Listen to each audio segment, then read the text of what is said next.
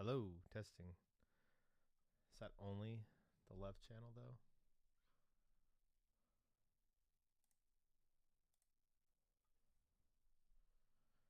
Let's see. Drop something in the chat if you can hear me. It looks like only the left channel's working, which is weird because I just tested it and both channels were working.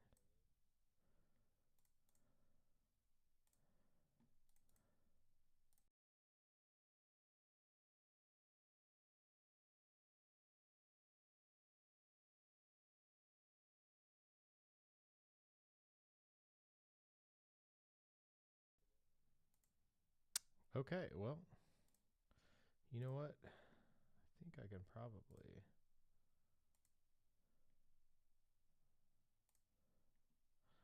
I bet I can make it mono.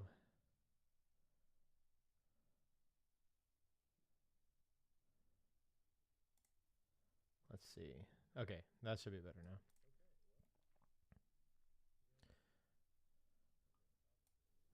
All right. Okay, volume's a little low. Turning it up. I think this should be better. Sorry, y'all. It literally was working, and then all of a sudden, I had to pick a different setting. Really weird. But we should be good now. I think it's working in both channels. If anything's weird, let me know. Other than that, I'm going to get rolling with this. So here, I'll basically start with what we're going to do. We will start with like regular F-log footage because that's what I'm currently using for weddings still. Just due to the nature of me using one camera that X-T4, it doesn't have F-log 2, and I don't really want to mix right now. But at the end of the stream, about halfway through, in like I would say 30 minutes or so, we are going to jump to some F-log 2 footage that I actually shot yesterday. It's pretty cool footage. I really like it a lot. We'll kind of mess around with that too. So yeah, here we go. Let's do this. All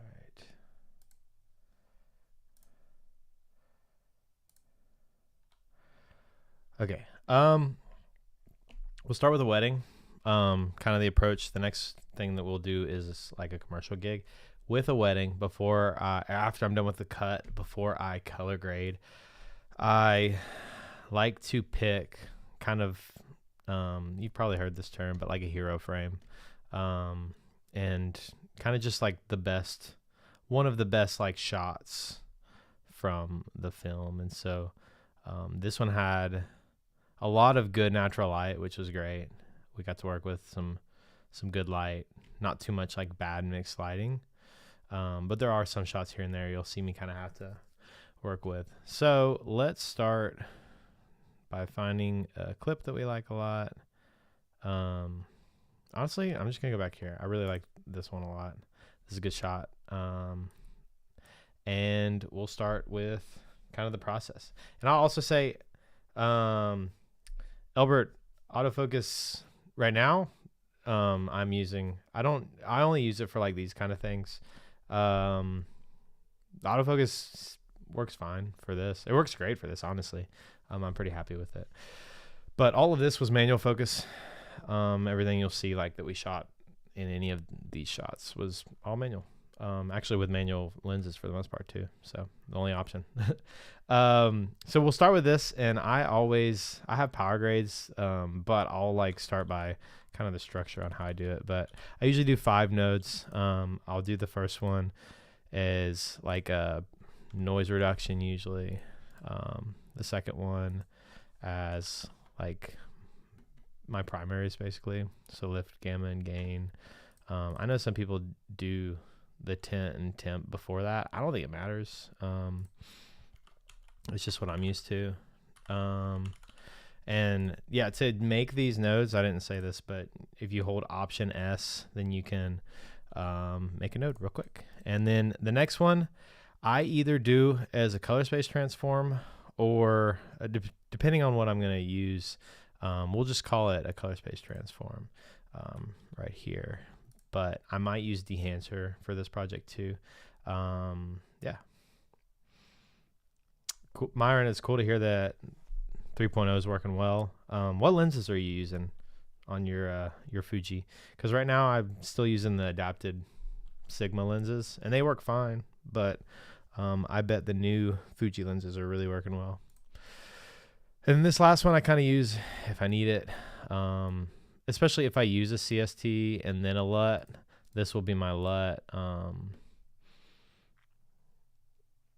Yeah, let's call it a LUT. Cool. So to start, I think, so I color graded their teaser, and I'm pretty sure I went ahead and did a CST and a LUT. I actually saw a pretty popular colorist. Now, I'm not a professional colorist. I do, everything. I edit and shoot and all that. I don't specialize in color. This will probably be approachable for most people because it's not like a super professional approach to coloring. But yeah, it is something that I think like it's pretty detailed and stuff. And so I'm gonna throw a color space transform, but I did see a professional colorist like recently color grade F-log, and he did some things that I thought were a little interesting. So Fuji tells us that it's Rec 2020 with F-log, and that it is Fujifilm F-log, obviously. And so boom, right there, it looks great already. We can make some, we can add some contrast. We can do other things. Why is there a curve on that? But right now, in project settings, by the way, I usually just stick with Gamma 2.4. I have heard that Rec 709A is great for Apple displays. I'm in the process of kind of messing around with that a little more, but this looks good right now. Let's see. I use all Viltrox, but I'm switching over to vintage lenses as well. Nice. What kind of vintage lenses? Cool. Well, so what he used, I don't remember what he used, but he didn't use Rec 2020, but their literature and everything says it's Rec 2020. And I think this looks great. One approach that we could do, we'll do this and then we'll move on. I don't usually do this, but one approach we can do, depending on like how natural you want everything to look, is literally just start by kind of adding some contrast. You can do that with curves. You can do that. So the pivot will actually adjust like how, this is basically adding an S curve, right? And then this is adjusting where that S curve kind of lies. That looks pretty good from a contrast standpoint. And then maybe you want to add a little bit more saturation and maybe make it a little warmer. That light is kind of bright, and that's not ideal for coloring this stuff. It's as light as it, or it's as dark as it'll go, but it's kind of bright for me. So if y'all see me squinting, I'm trying to adjust my eyes. So this is like a pretty good start for a natural look. I don't usually go this route. Usually go a little more stylized. If you wanted to then manipulate some colors and stuff, you can always like go to your curves and then maybe say you want to make this a little more desaturated. Then you can desaturate it a little, and maybe you want the greens to be a little darker too. Then that's always an option. And you want to make them a little more, not that color, like a little more warm. That's an option. And that's like right there, boom. We just made this a little moodier with just a few adjustments. I think that's actually kind of a cool look right there. Usually like that, I don't like these greens too much. I like it to be a little darker. That looks kind of cool. I'm going to delete all or reset all this though. That's one approach. That's like a quick, easy, natural looking approach. Not usually how I go about it. So, Myron, you're doing Helios. I've heard those look awesome. I've seen them and they look awesome. Use Rec 709A and you don't get gamma shifts. Okay, I might need to try that. Because I notice like when I go to my phone, sometimes I get a gamma shift, or in Instagram and stuff like that. It's kind of weird. So cool. That's one approach. Another approach, and I think this is what I did last time with their teaser, when I did their teaser. I have other, like, a various amount of LUTs. One that I used to use always, and this is why with weddings, this is kind of how I almost always approach it. I try to be pretty consistent with weddings. I know a lot of my channel is catered towards more wedding stuff, and so this can probably apply to a lot of you guys. However,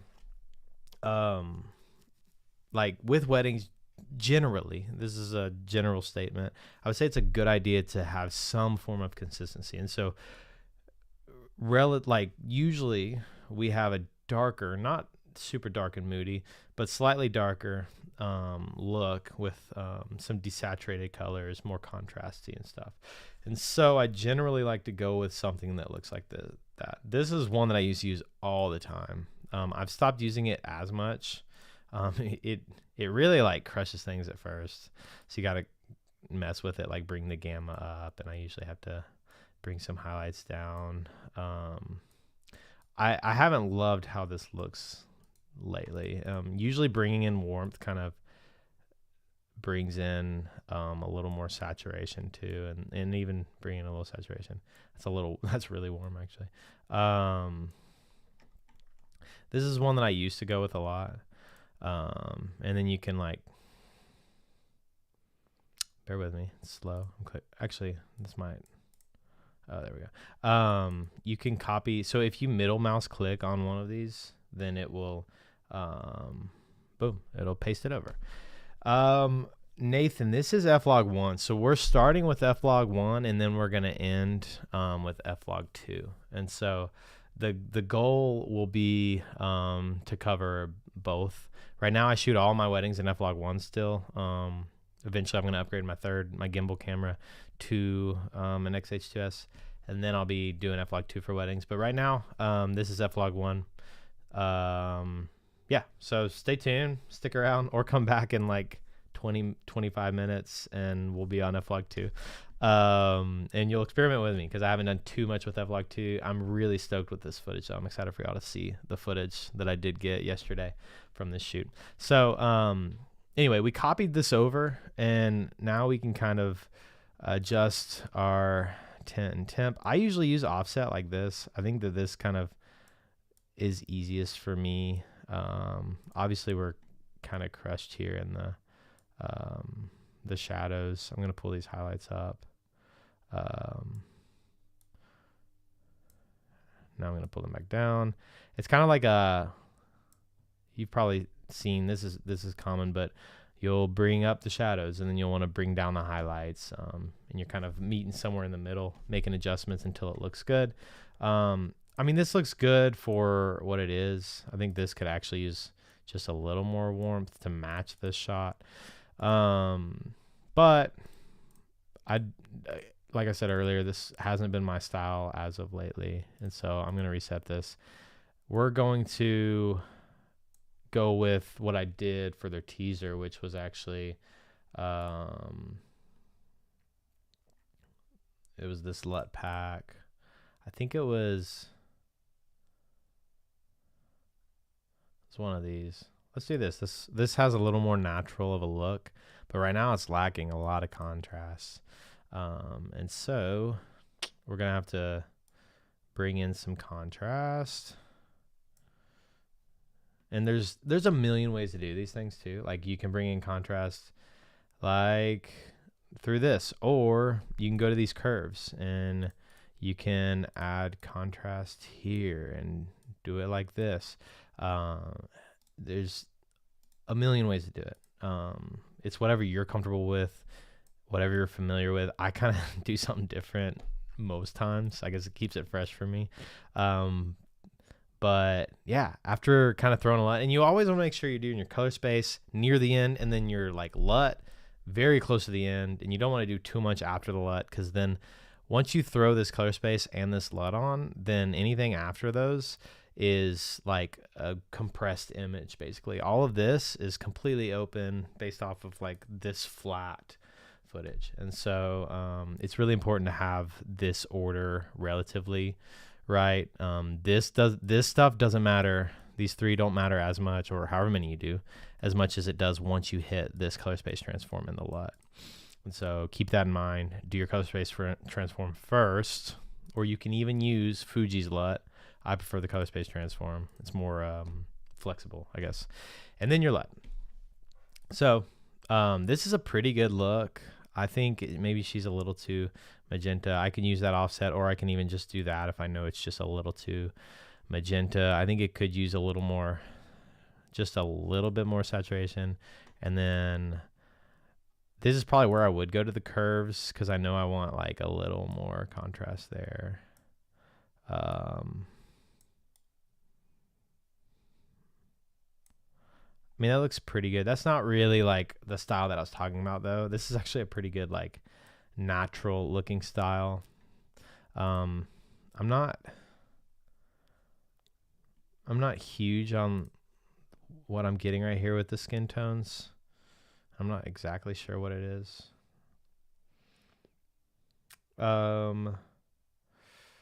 Myron, one thing I learned from colorists, and you're definitely doing right, is starting with broad strokes before you go narrow. Yeah, that's kind of the approach. You want to get it in the ballpark, I guess. I like to get the first thing I've noticed is get your contrast right. Like, get that as close as you can, your contrast and exposure, I guess, and then start dialing in this temperature and stuff like that. And then, yeah, do some fine adjustments after that. So good thoughts, Myron. I like that. I like this. I'm gonna move on from this look. The goal here is to kind of show y'all how I approach it. I kind of mess around, I tweak until I find the look that I like, and then I go on. And so none of these are what I want to do with this wedding. Let me actually go. So let me go to their teaser film, because I want to see. That's not the look that I actually ended up going with, or maybe it is. Let me see what I went with. Here's the actual color grade for their teaser film. So the LUT was, okay, is that Dolce one. So let me pull this still just so we can kind of have it as a frame of reference. So I actually, like, after reviewing this, there's some things that I want to change. Because this is amazing looking footage, so I want it to look as good as it can here. So I'm gonna reset everything again, and I've really been loving Dehancer. And Myron, I think I saw that you were using it too recently, and so it's a really cool tool to use. I'm gonna actually put it on the color space transform. It looks whack at first, bear with me. Dehancer is an incredible tool, but you kind of have to know what you're doing. So turn everything off is what I've learned. First thing to do with Dehancer is turn everything off. The film grain is always way too strong, as you can see here. Like, this is what they give you at first with the film grain. It's pretty insane. And so we're going to turn that off, and we need to pick our camera. And so we're going to go to choose camera. We're going to go to Fuji. This was technically an X-T4, but that shouldn't matter. And F-log. And it's always a little darker, I've noticed. One thing we could do is XH2S and F-log. And I feel like this is typically a little closer than what that X-T3 was. So maybe we go with that. The next thing I will typically do is find a profile that I like. I never really like this one. 250D for some reason always looks a little off to me. I will say, if you're going to use one of these, it looks good under like artificial light, which is weird because you would think that the D means daylight, and you would think the tungsten would look different. But I always like the tungstens better. They just seem to be less teal in the whites. Like, look how teal everything gets there. Kind of weird. I don't get it. Yeah. So my approach lately with this has been kind of sticking with one film profile, though. I'll go through a few of them. This isn't a Dehancer review, but some that I like is 800T. I think looks really cool, Cinestill. But also Fujicolor 100 usually looks pretty good. But I think the one that I like the most is Ektachrome. and this one looks more natural to me. We're in a better spot than we were with any of those other ones, like right off the bat. I know you can kind of massage the other ones and make them look really good, but I like this. This looks good. And then I usually go with like a film print as well. I know this is like linear, but I usually go with one of these. So that's usually really punchy. The Fujifilm one is a little less punchy, but I really like this one a lot, which is like the glossy paper one. Which I don't know if it's supposed to work this way, but it seems to be like these ones that are styled after still photography film, which is a lot of these. You know, these ones are the ones that are motion picture film. The ones that are styled after still photography film match better with the glossy paper one. And then the motion picture ones match better with like these film print emulation ones. So anyway, we're going to roll with this. I like this a lot. This is a really cool look. And now I'll just pull my offset up just to kind of bring it a little closer to how the exposure should look. I'm actually going to bring in a little contrast. Whoa, too much. A little contrast there, not much. And then let's see. I think it's a little green and warm for my liking. Just very slight movements does a lot. I mean, just from there to there, you saw how little I moved that right there. And now we landed here with that. And I'm liking this a lot. I think this actually looks really good. And so once I find kind of that hero frame that I like a lot, or once I get that hero frame to look how I want the rest of the film to look, then I'll move on. One thing you'll notice, and I've noticed this with Dehancer, I don't know if anyone else has noticed this, but for some reason, without, here, I'll move to this node because I can reset it. Without like completely lifting things too much and losing all contrast in the image, there's always like, these shadows are always completely crushed, at least on the scopes. It doesn't look that crushed here. I don't know what it is, if it's Dehancer not playing well with DaVinci's scopes or what. But like I have to look how much I have to lift these shadows. And then I'd have to pull down the gamma and then the shadows back up. And there seems to be like there's no good way to do it. I don't know. If anyone in the comments knows what's going on with that, love to hear your thoughts. Right now I'm going off my eyes. And I'm using scopes as a reference, but like this looks good. Nothing looks overly crushed. I like it. I think I'm happy to move on and keep this look for the rest of the film. And so let's copy and paste, like we said earlier. Boom. That's in a pretty good spot. I would say we could probably maybe just bring these highlights down just a little bit and maybe bring in just a little more warmth.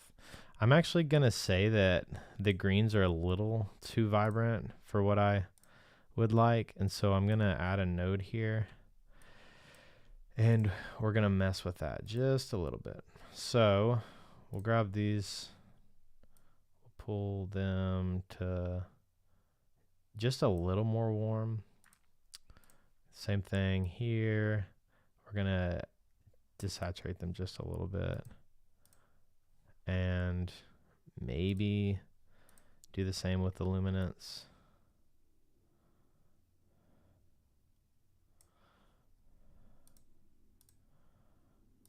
Yeah, it's one thing that you should, Byron, good to know that it's a Dehancer issue. I mean, I'm kind of just assuming that if it looks good here, then I'm happy with it. But for some reason, Dehancer is crushing those shadows way more than it should be on the scopes, at least. So one thing that you should notice with like color grading in general, especially with weddings, because it's really easy to like want to do something super edgy. I'm gonna kind of go into like a philosophy or just like some thoughts on wedding filmmaking here.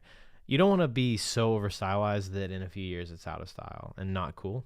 So, with that said, I try to be relatively natural while still having a really good look to it. And so everything that you do should be within like minor adjustments, or yeah, a little goes a long way with this. And so if you wanted to just like look at this, well, there from the flat image, obviously, but even from the image before we did any of those, film print emulation and the film profile, then we kind of did very little, but enough to like make it really stylized and look good. And so I'm going to go ahead. I'm not going to mess with the greens here, but the rest of this I will kind of copy over from that. So let's go to like an indoor shot and maybe even kind of a tricky shot. And I'll show you what I would do in this situation. So obviously documentary filmmaking, not everything's going to look perfect, and it is what it is. This is like super blown out behind them. And it's probably honestly underexposed on their faces. I probably should have exposed it brighter there. Just upon copying and pasting that over, it's not pretty. I don't love that right now. But what we can do is we can work with it and we can see what we can do. So I'm going to start here by dropping that contrast down a little bit because I know I raised it, but for this, I don't need that. And so the next thing I'm going to do is bring these highlights down to a tolerable range, and then I'm just going to bring this gamma up. Kind of get their skin tones into a good ballpark. And so we're pretty good on the skin tones there. I like how it is. And okay, I have seen that setting. Let's go back here. Myron just mentioned that I could click on the analog range limiter. I have noticed I lose contrast that I like in it.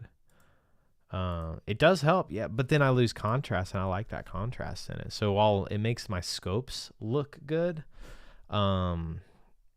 I kind of lose that contrast that I just worked on. Now, I guess one thing I could try is, now that I clicked it, add contrast back. Yeah, that might be the move, because now I'm not like clipping at or dropped in there as much and crushing the shadows as much as I was. Yeah, that might be a better option. I might do that going forward. I don't think I'm gonna worry too much about it right now. Maybe we'll do it when we do F-log 2. We'll try that out and adjust it based off that. Okay, so what we need is a little more contrast in the midtones here. And so this is when I usually just go straight to curves. And sometimes I will use this node because I don't often, well, I'll just throw one ahead of it. There's a lot of times I don't use noise reduction. I do for F-log 2, I've noticed, but for F-log 1, I don't really need it as much. It's not as noisy. So let's go ahead and make like a very baby S curve here. Let's pull these down just because they're clipping so bad.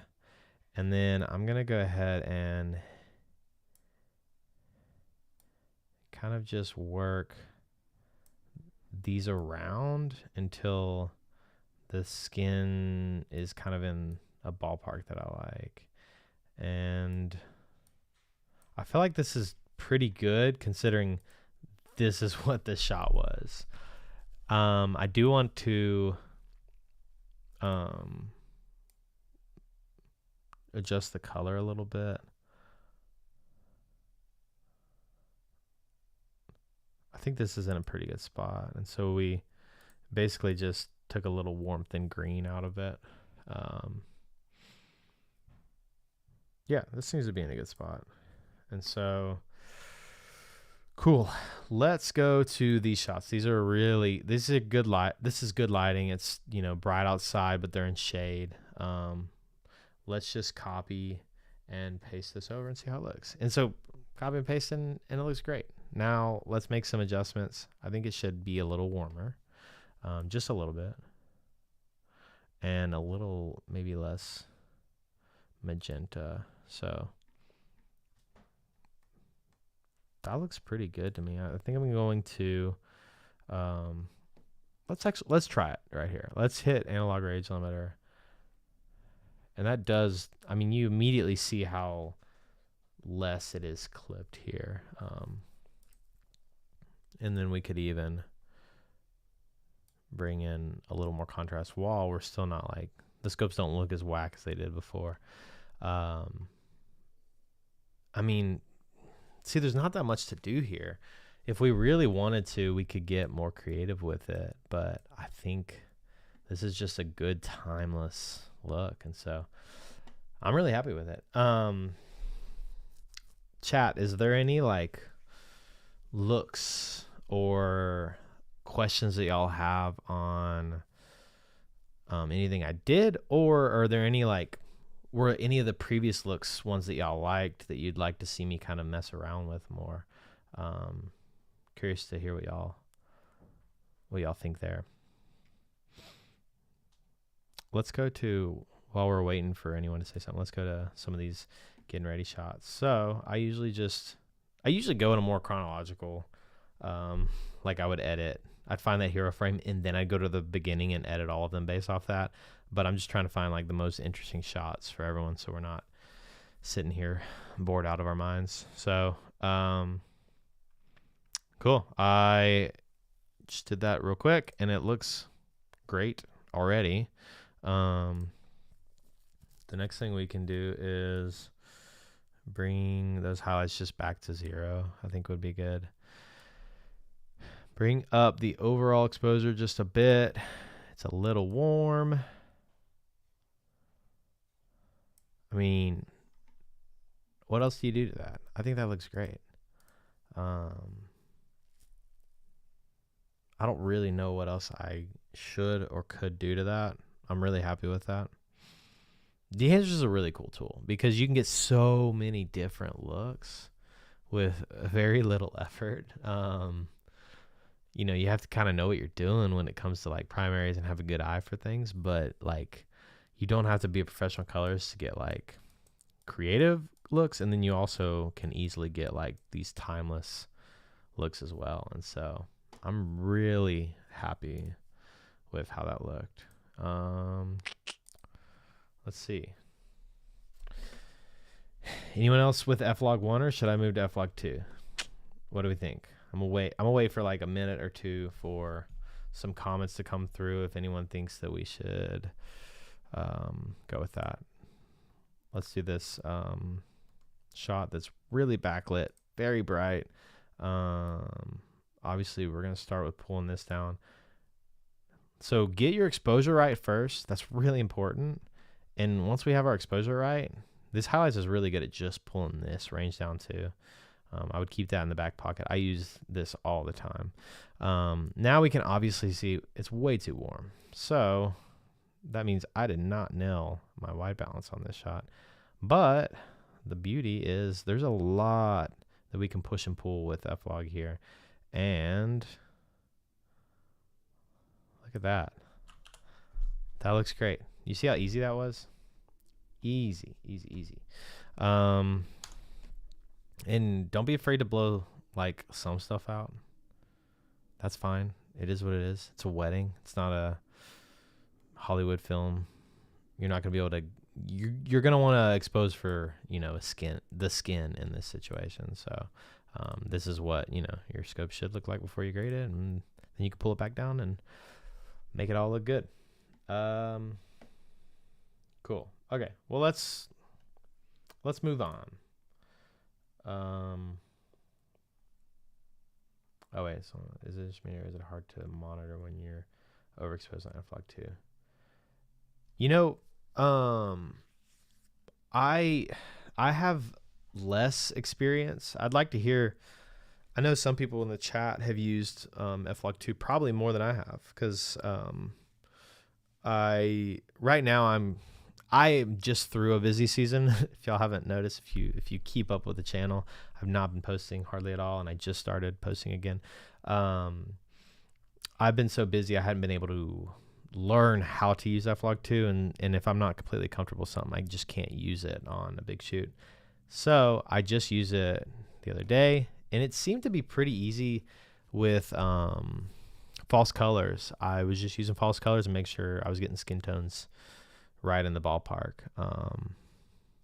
If you're not using false colors, I definitely can imagine it's hard to tell.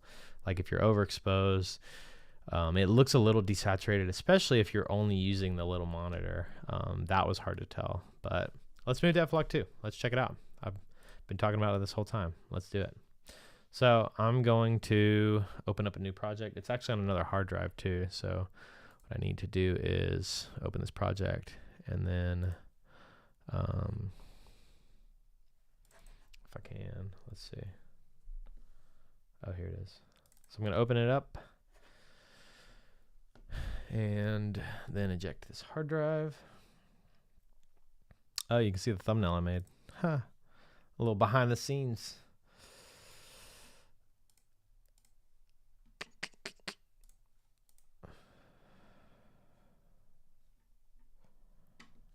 Okay, let me eject this hard drive.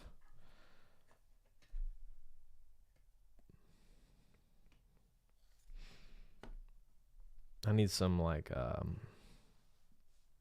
elevator music while we're waiting here.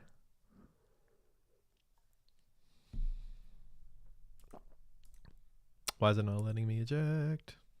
Classic. I need to exit out DaVinci apparently. Okay.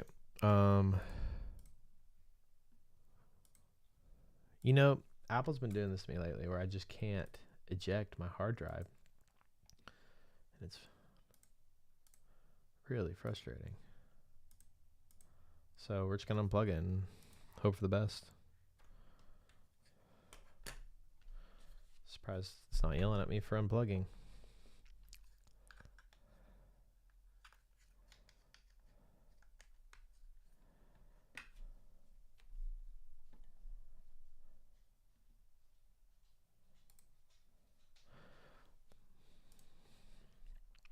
I have noticed, or I did notice, while reviewing this footage earlier today, and a few other things I have done in F-log 2, it seems very forgiving. And so I would be careful, obviously overexposing too much, but if you're keeping an eye on your histogram and you're not blowing things out, it seems like you can really do a lot in post to like recover information and make it look good. And so, like I said, we are looking at the thumbnail I made earlier today, a little behind the scenes. So let's go ahead and pull in some shots that we have. So I'll do this one and I'll start from scratch on this one. So there's the obvious, we don't have, it's kind of frustrating, but if you look at our color space transform here, we don't have F-log 2. So we only have regular F-log. And you can kind of mess around with that and try some different things. But the nice thing is Dehancer has recently added F-log 2. And so if anything, if you don't have Dehancer, let me show you what you can do before I use Dehancer. If you don't have Dehancer, then I would just suggest going to your F-log 2 right here and using, I would use this LUT right here. So it's the 2rec 709 Y dynamic range, and drop that on, and then you're pretty much good to go. Now you're going to want to, increase your contrast however you like to do that. Get things in the ballpark. I don't have things labeled, forgive me, but it's actually really impressive how much I really like F-log 2. I'm able to keep this and their skin like in the right ballparks without being overexposed, which is just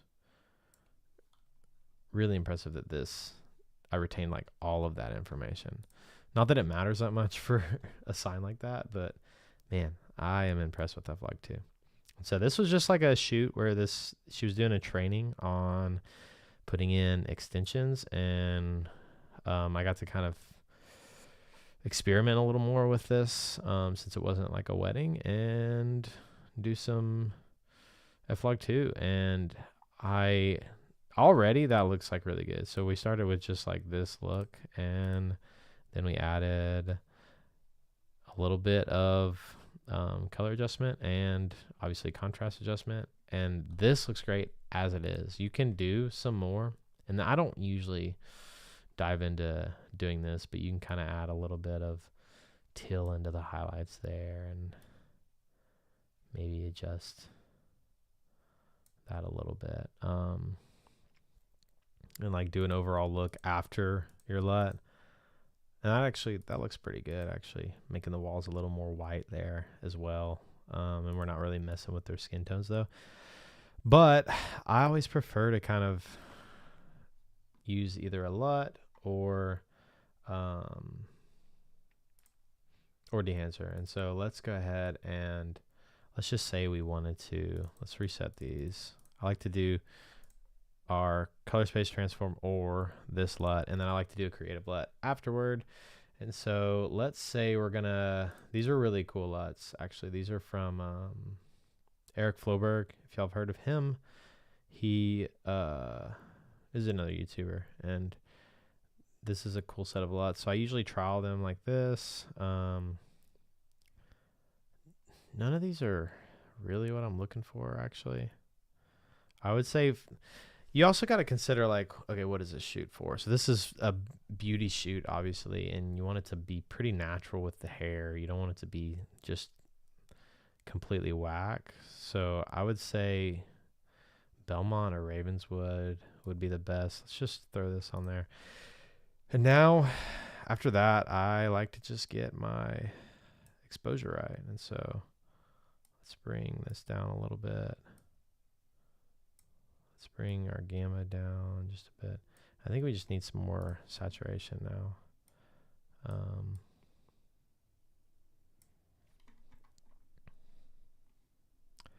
And I mean, that looks pretty good right there. Not much was done there, and I like how that looks, but let's go ahead and use what we did earlier, which I really like. So we're going to move on to Dehancer. So the goal here is to just show you my approach to how I color grade. And what I do is I try a bunch of different things until I like it. And then I'm like, all right, that's what I'm going to do for this project. And I move on. That's one thing that sucks about hair stuff. You really have to be true to color, specifically if they're showing off color that they're doing there. Yeah, for sure. With color grading, always consider, your client and what they're doing. And so, I just realized that I'm full screen right now when I wasn't earlier. Sorry about that. I have a widescreen, and so when I live stream, I have to condense it down like this. So sorry about that. That's a great point. Kid named Ariel. Are you Ariel? Is that your name? I would assume based off of your username. Always consider your end client. Who's going to be seeing this, what their goal is with it. And so that's a great point. If they're doing color, if they're showing off hair in general, or maybe not makeup, food, fashion. So we also work with a retailer who sells fashion like clothes and stuff. Always consider what are they selling? Does it need to be color accurate? And yeah, like Ariel said, you need to do that. And so, yeah, you can kind of add a little bit of flair, add a little bit to it, but you can't go like full on. Here, let's drop this on. You can't do that, You have to be reasonable and consider, just like weddings. Like with weddings, you want it to be timeless. You don't want it to be out of style when they're 10 years old or 10 years later into their marriage. And same thing with that. And now you do sometimes get to do really cool creative projects where you can have like a really pushed film look. So yeah. How would you go about keeping natural color? It's a good question. So obviously you're going to want to reference. So let's do this. Let's watch. I'm going to delete this. Let's start. That's a great question. Let's start with turning off our grain because it's always whack. And let's pick our camera. And it was the XH2S. And it was F-log 2.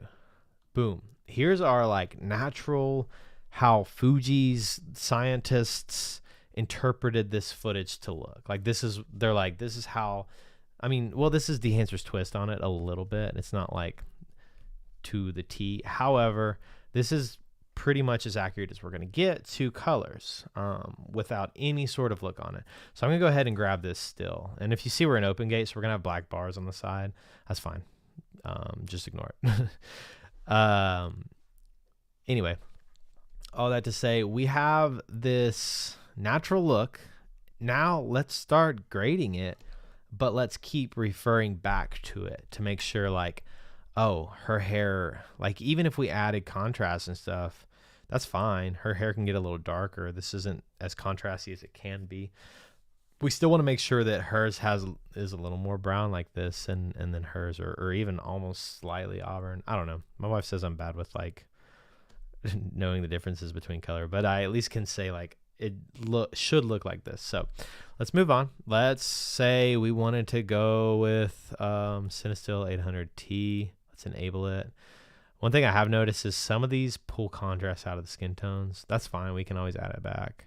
Well, actually, let's do this. I talked about earlier how sometimes these motion picture films can, they play better with the film print emulation. So let's go ahead and do 200T here. And then let's add this film print emulation. And this is a pretty pushed look. And if you actually do this, so if we put it side by side, we can see that for the most part, their hair actually isn't too different. Their skin tone definitely is. But yeah, the hair isn't awful, like not in just way out in left field. Let's go ahead and label our nodes just so we're not lost here. That stands for lift gamma gain. Just basically like how I adjust exposure and contrast. And then tint/temp. And then we're going to leave that unlabeled. I don't know what I'm going to do with that or if I'll do anything. So I will say this is way too pushed for what I like. But if we wanted to mess around with it, we can pull in some saturation back to it. I think we need to just overall lose a little bit of contrast. It is interesting. Hello, Keith. How's it going, man? It is interesting, Myron. I didn't hit analog range limiter, and with F-log 2, we're within the range here, which is nice. I actually liked the contrast where it was now that I'm looking at it. Let's try 500T. If I'm be honest, I don't like how that looks. It's just too pushed. I don't like how that looks either. Sometimes I do though. That's the thing. I've noticed with Dehancer, I can never do the same thing twice. And that's fine. It keeps me like on my toes creatively. But I've noticed that like I finally find like the settings that I love, and then I try it on a different project. I'm like, ooh, I don't like that. So let's try some different. Let's see what would work with this film print emulation.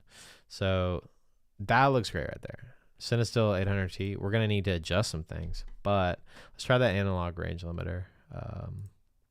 That helps. So I want to add some saturation in. You can also do color densities, which is really cool. Oh, that looks nice. Okay, cool. So we're adding a little bit of color density in. We added some saturation there. Let's pull down our overall highlights a little bit. Now we're looking good. I like that. So, this is just a real quick grade. What do we think? I like that. Now let's like we had someone ask earlier. For blonde hair, it would probably show a bigger difference. That's a good point. Blonde hair, I think, would show a bigger difference. These, darker haired women probably don't show as much. One thing to consider is when we use this film print emulation, and you're going to notice this no matter whether you use the film print emulation within DaVinci that they have with their film looks. So if you go to LUTs, they have film looks. This is a whole process. There's so many YouTube videos on this. I wouldn't dare make one on how to use this, but there's a way to use this LUT by converting it to Cineon Film Log. You'll notice, even with Dehancer, when using this 2383, it's the same 2383, it's going to turn your shadows blue. And so to combat that, I always come in here. I go to my log wheels. Log wheels is only going to adjust like, here, I'll just show you. So if you pull this up, notice how it's only adjusting like this range right there. Or if you were to do that with lift, it's pulling the entire image up. And so log wheels is going to be more fine adjustments. So let's just push this kind of to a warmer color. And now, as you notice, her hair was blue.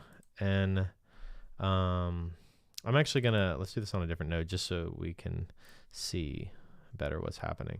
So I'm pulling it warmer because we know these shadows go blue always whenever we use that Kodak 2383.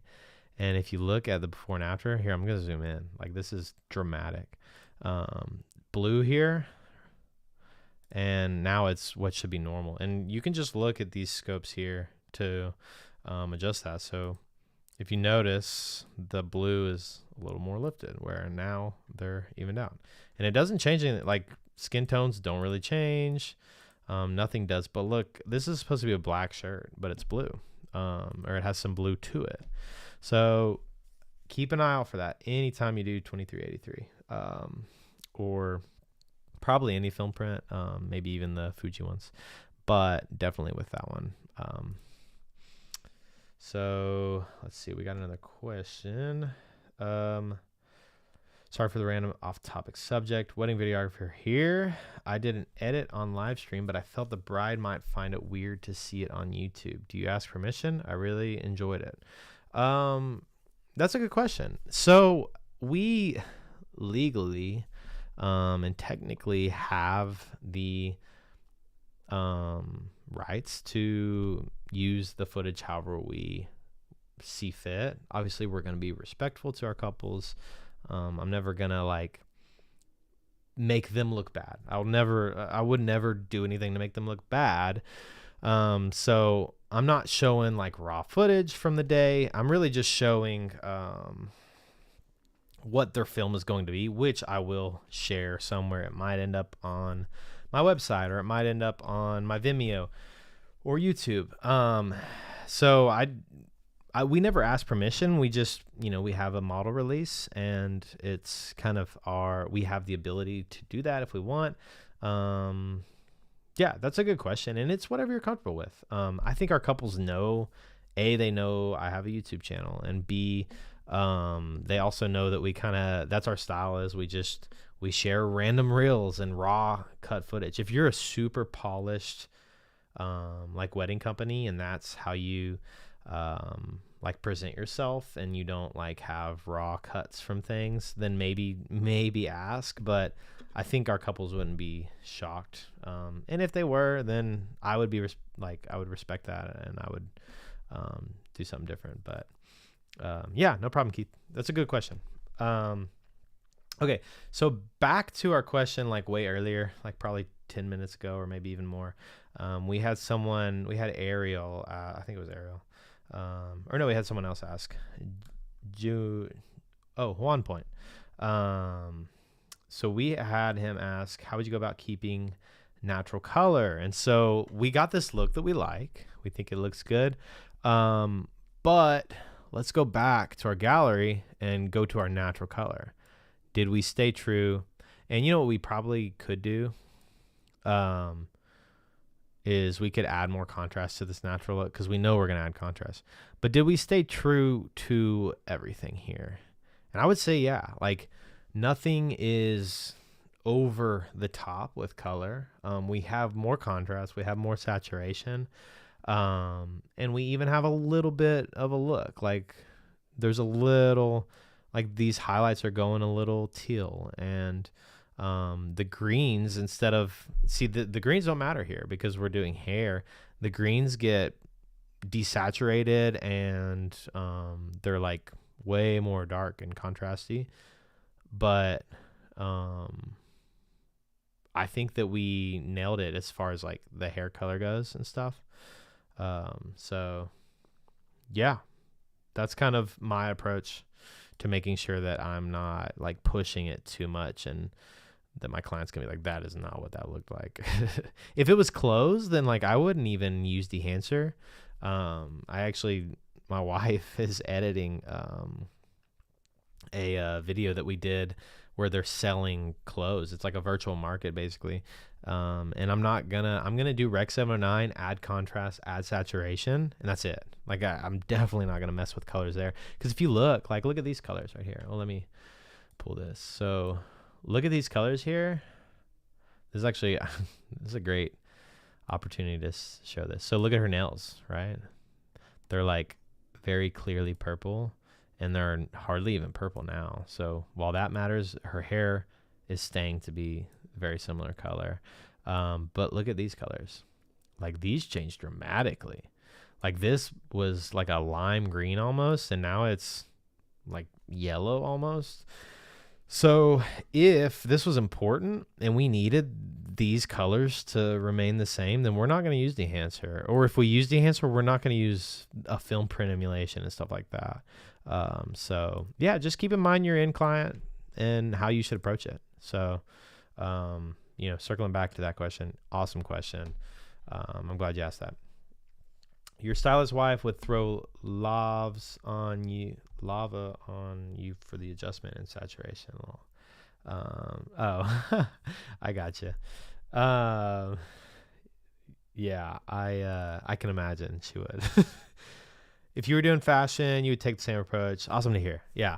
That's kind of how you do it. Now, when you do like narrative work, then yeah, push that. Let's say we're gonna push it a little bit. Then let's give it a try. So I did color this earlier, and y'all probably saw this as the thumbnail. I also like this look. There's so many ways to approach this. This is also Dehancer. This, as you can tell, is kind of like a little more, like these whites are a little more teal, and there's more color separation, honestly, with a look like this that I like a lot. But let's get a different clip. We had some like beauty shots near the end. Let's take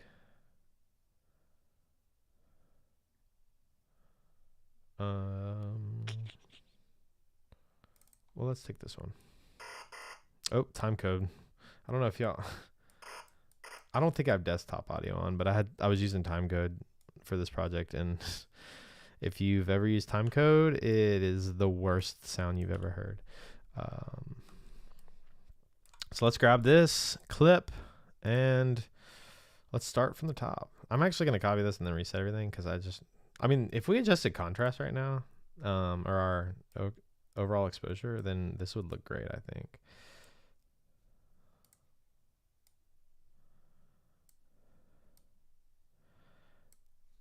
Yeah, I mean, this looks pretty dang good. The F-log 2 really throws me off, because this is very this looks so different and way sharper than F-log 1. Like way sharper. I'm going to show y'all a little secret trick too with this. So obviously we want to like remove noise. I'm going so off topic, I'm sorry, but I just noticed like how sharp this looks. I don't prefer how this looks. And I had an ND filter on too, and I was wide open on a lens, and this is like just sharp. I see why people complain about the sharpness of the XH2S. If you're shooting F-log 2, then it is just very noticeable. So let's go to wow, why can't I find it? I'm tripping. Oh, here it is. Let's like just add a little bit of noise reduction. I feel like just this much kind of cleans up any noise. You can just look at these waveforms here. We cleaned up a lot of noise by just adding a little bit of noise reduction. Looking at these blacks, we probably could see. Yeah, so we cleaned that up pretty well, but it's still just unbearably sharp. So I would go ahead, if I were to do this, I would add a node here.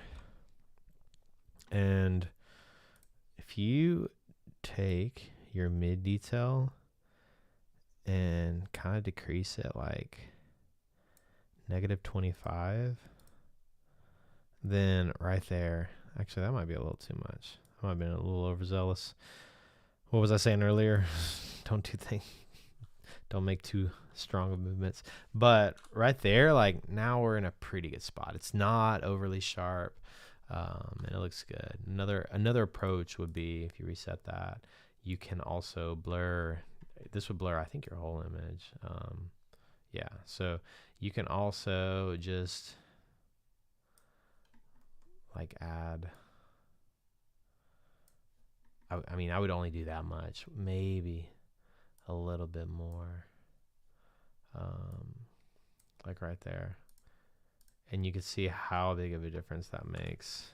That's probably too much, honestly, but you get the point. You can always soften your image later.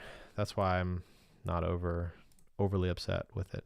I really like how this looks, but like I said earlier, let's get a little more creative with it. F-log 2 does come from a 14-bit readout. Maybe that's why it's so good. Yeah, I would think that helps a lot when it comes to like obviously dynamic range, but then also just color information. And it's also, we're talking about a 6K sensor. This was shot in 4K. This is oversampled from a 6K sensor. And so yeah, I mean, there's a great sensor in there, a great processor. And there's one thing people don't talk about too is every other camera that's full frame has this, but this camera doesn't. But it doesn't have an OLPF, which would soften the image. And so if you wanted to replicate that, you can add a filter to the front of it, or you can just do it in post, which is what I would prefer to do. So yeah, I'm really liking F-log 2. It's an insane amount of dynamic range. The sharpness and noise are just some things you have to massage out in post. So while taking these, let's reset everything. I'm just going to delete this. Let's reset this, and I'm going to go ahead and reset this. Let's stick with Dehancer just because I like it so much. And then if anyone wants to see me use like a regular LUT, because you're like, I don't want to buy Dehancer, then we'll do that, and then we'll call it. We'll end the stream after that. So let's start, like I said, by getting our camera profile. That's not it.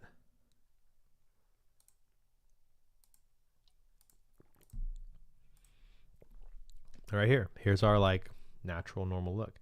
Now, I'm not going to worry about pulling a frame for reference because we're kind of going to push this image and make it a little more creative looking. And so, with that said, maybe let's just go through and see what we got.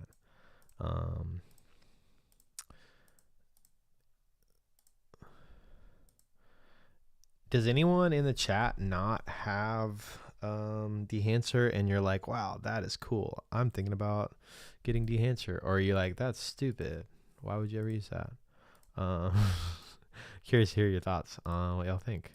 I'm just going through and auditioning everything. That looks nice. It's not like over the top, but again, we're kind of going to want to push this a little bit. We already used 800T, so you know what, let's go. There's so many, there's no point in me going through all of these. Let's use a motion picture film, and let's start with that. And I'm kind of thinking we should try the 250D and see what we can do with it. Or maybe 50D would be in a better spot. I think 50D might be better here. Um, who did you watch when you first started feeling confident in your color grades? I feel like I suck. It's a good question. So I feel like I say that's a good question to every question, but they're all good questions. Y'all are doing great. Um, I I watched Kazi. I thought he was good. His approach. He's an interesting guy. He's intense. But he at least like approaches it from a level that I can understand. There's a guy named Colin Kelly who's really good. I think he like approaches it from a logical standpoint that I can understand and I enjoy, and he's less like intense than Kazi, which I think works for me. I like better. And then I just try. Like every time I start a new project, I try something different. I've got stuck where I kept using the exact same look for the longest time, and then I decided like I need to try more things, and so just keep messing with it. Shoot new stuff. If you don't have new footage, then go out and shoot new footage in a different scene that you're not used to, and try different things. And that's kind of the best way to get better, is to keep working on it, keep watching things. So yeah, keep at it, man. And yes, Dehancer is dope. Definitely check it out. I wish I had an affiliate link. I don't think I do. Dehancer, if you're in here, drop me an affiliate link. I would love to cash in on that. But let's add a film print. It always just seems so pushed. But we can work with that. Let's one thing I've noticed too is you kind of usually want to adjust your target white on this. I feel like that's gonna at least like be more white. Let's do that analog range limiter. Yeah, I think the analog range limiter, Myron, I think that's the way to go about it. All right. So I don't like to do too much in Dehancer. I like to do what like a LUT would do, and then I prefer to use DaVinci's tools after that. And so let's drop some of our exposure. I do want to increase some contrast here.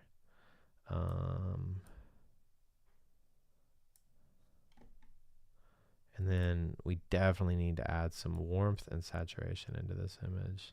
So let's see.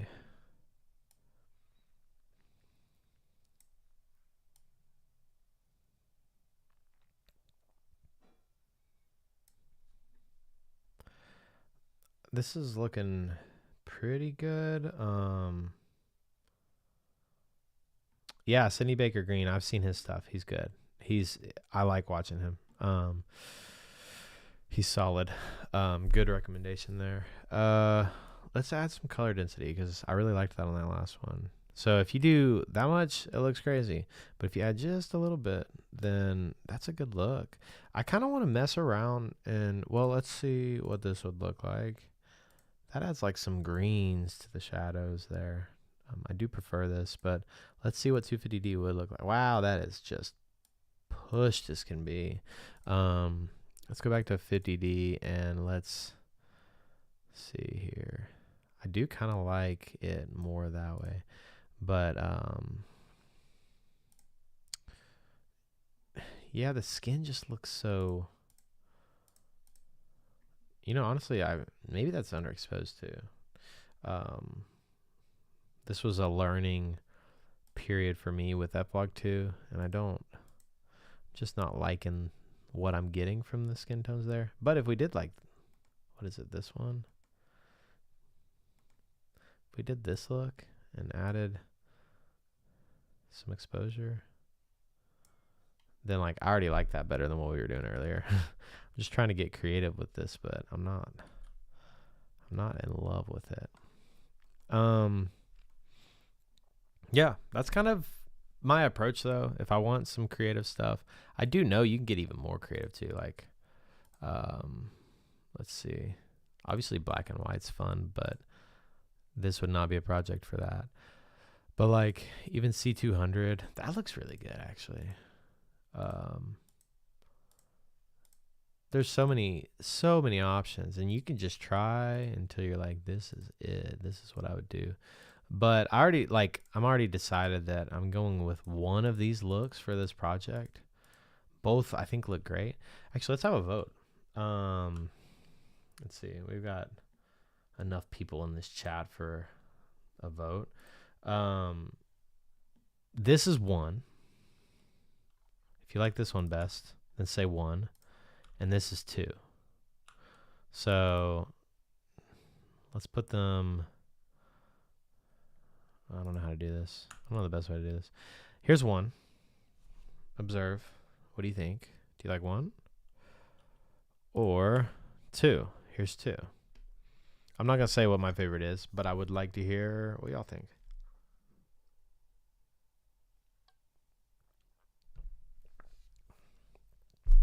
Ariel, thank you. Yeah, it's just a learning process, you know, trying different things, and you'll get there. Just try to be, while growing and getting better, try to still remain consistent. Yeah,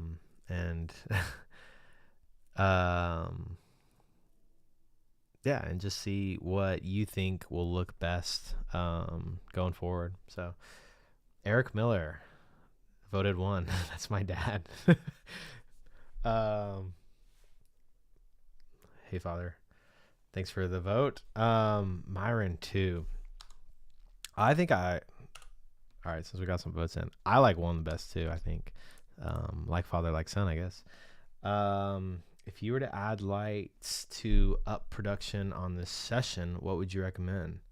That's a good question. Like I said, I always say that, but these are good questions.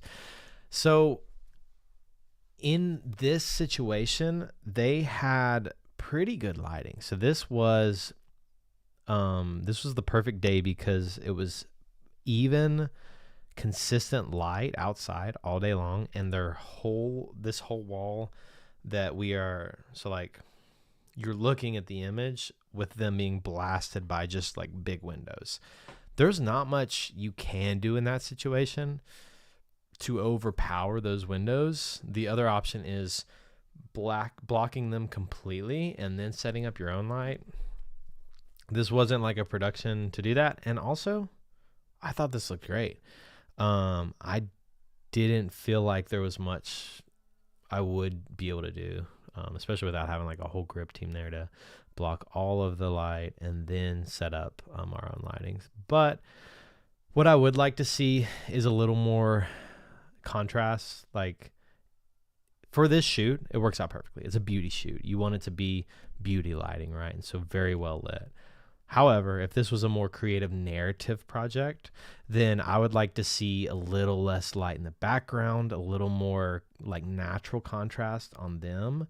Maybe some hair light, so like less light back here, and some like a light right here off frame, kind of hitting the back of their heads, and then a key light kind of like maybe over them, like right here, that kind of creates some shadow definition right here. If this was a narrative project, that's what I would like to do. So for this situation, though, there's not much I would have wanted to do differently, just because I wanted it to be very even natural light. And I was able to I think I had to throw ND on. So one, because the walls look white. Two is cool, but I don't know if that works for this because it's hair. Just my opinion. Shout out Eric Miller, though. Right? Yeah, that's a good point. Yeah, I like this look. I like both really a lot. That's kind of funny too, because I color graded this earlier, loved it, and then I started fresh and got a completely different look, and both independently look good. I heard a quote recently where it was like, you don't realize something like doesn't look good until you see, or could look better until you see something that looks better, right? And so you might be like, wow, this looks amazing and it couldn't look any better, but then step away, try to regrade again from scratch, and then you're like, wait, I like this better, or vice versa. So yeah, cool. Well, I'm gonna end the stream here unless let me open it up for any questions. I'm gonna wait for 5 minutes. I might play around with this one a little more while I wait, or maybe I'll find one that's less underexposed. So, yeah, drop any questions you might have, and then I'll see y'all later. This was fun, though, and I'll probably be doing it again sometime in the future. It's just a good way to get some work done while also getting to chat with you guys. So let's see. I'm just trying to find a clip that I like. This is a unique one because I had to expose for like her monitor. Her phone. Let's try this.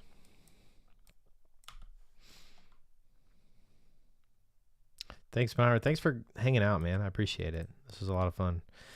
You had some great insight and points too, man. Okay, let's see.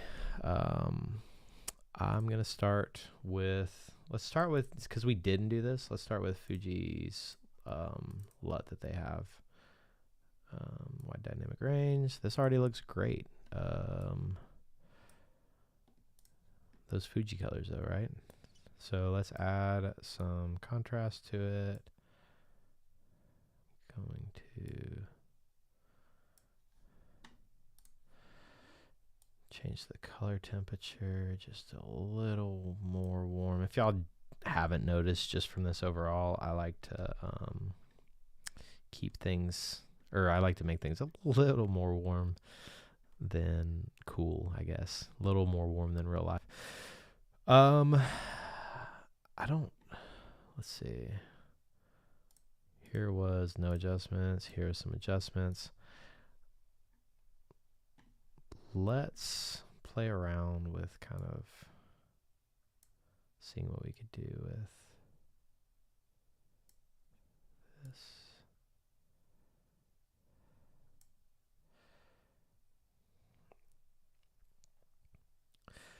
Business IG is by the Millers, so BY the THE Millers, MILERS. And then I have a personal, but I don't post any business stuff there. So if you snooped enough, maybe you'd find me. But yeah, follow the business one and let's stay in touch, man. I appreciate you hanging out.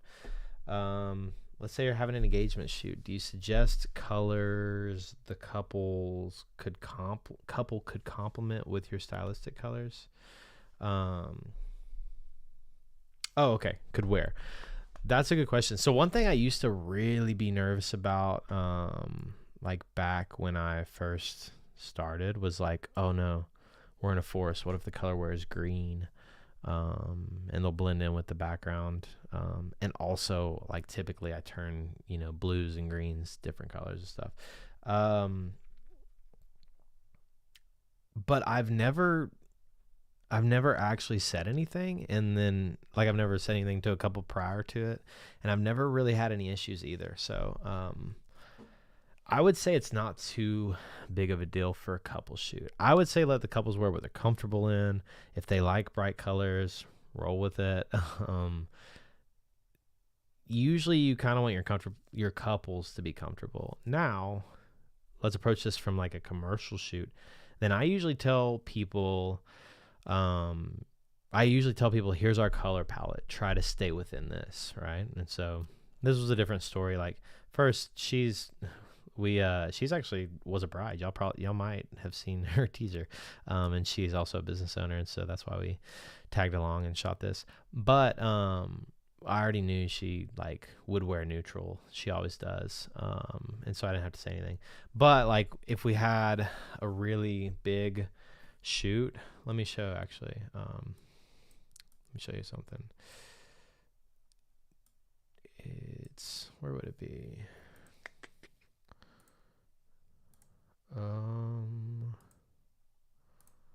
I know I have it somewhere.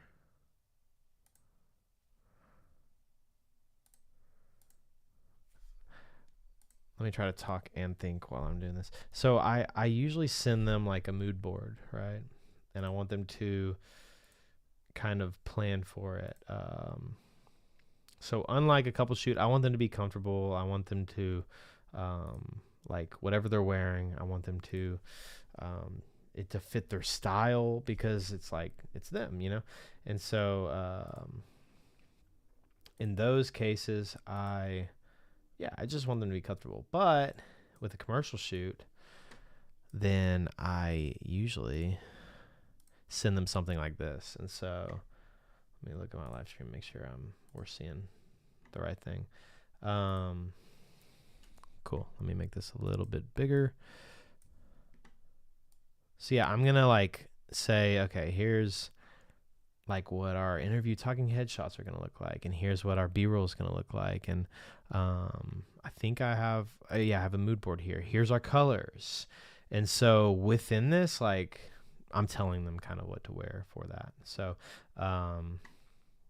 yeah, I think you just need to approach it per project, just like color grading. You know, every project's going to be different, and every project's going to have different priorities. You want your couples to feel comfortable. You want your like color grading to be consistent with what they're used to seeing. And then you also, for commercial stuff, you want to communicate beforehand. Here's our approach. Here's what it's going to look like.